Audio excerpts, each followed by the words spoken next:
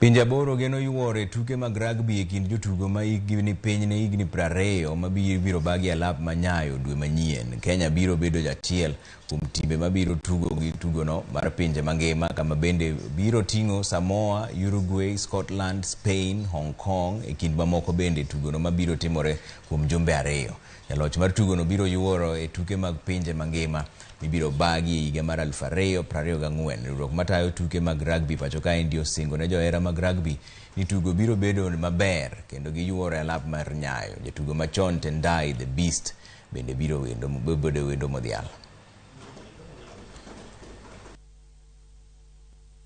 World Rugby has full confidence in Kenya Rugby Union to host this event. We first hosted it in 2009, and it was a big honor, and for Kenya this is now a singular honor to host this event, especially after COVID pandemic.